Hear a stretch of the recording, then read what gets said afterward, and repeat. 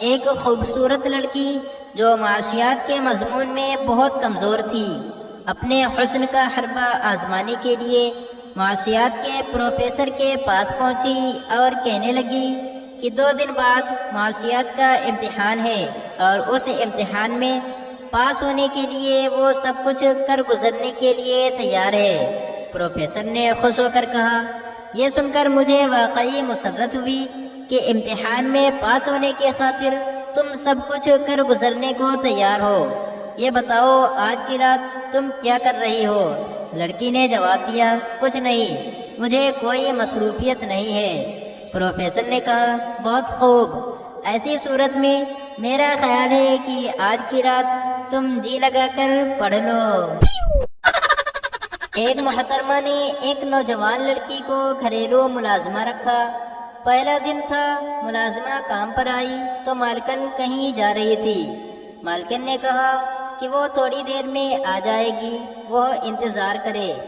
آدھ پونے گھنٹے کے بعد مالکن آئی اور بولی، تم بور تو نہیں ہوئی؟ ملازمہ نے کہا، جی نہیں، بلکہ میرا وقت بہت اچھا گزرا۔ آپ کی بیٹی نے مجھے بہت پیار کیا، سینے سے لگایا، چوما، اچھی اچھی باتیں کی۔ مالکن نے حیرانی سے کہا، میری بیٹی؟ میری تو کوئی بیٹی نہیں ہے۔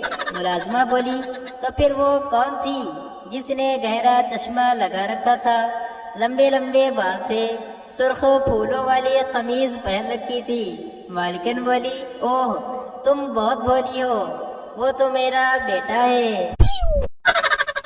مولانا صاحب جمعہ کے خطبے میں جذباتی تقریر کر رہے تھے کہ میری زندگی کے سب سے سہانے شب و روز جس عورت کے بازوؤں میں گزرے وہ عورت میری بیوی نہیں تھی۔ حاضرین کو سانپ سونگ گیا کہ مولانا صاحب یہ کیا کہہ رہے ہیں۔ مولانا نے تجسس ختم کرتے ہوئے کہا، گھبرائیے نہیں، وہ عورت میری ماں تھی۔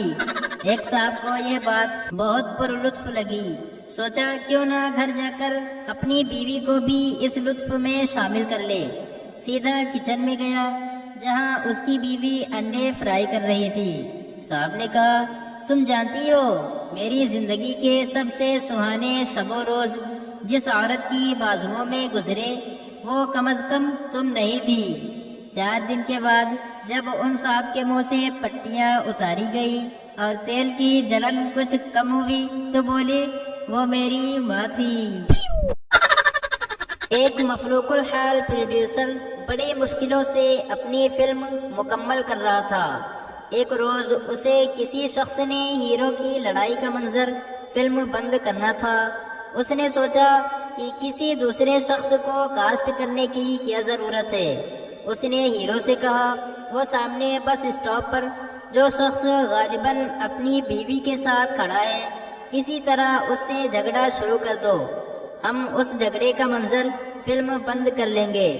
ہیرو اس شخص کے پاس پہنچا اور اپنے آپ کو گھونسے اور تھپڑ کھانے کے لیے تیار کرتے ہوئے بولا، یہ تمہاری بیوی ہے؟ ایسی منحوس اور چڑیل نما عورت کے ساتھ کوئی ایک لمحے کے لیے بھی کھڑا ہونا پسند نہیں کرے گا۔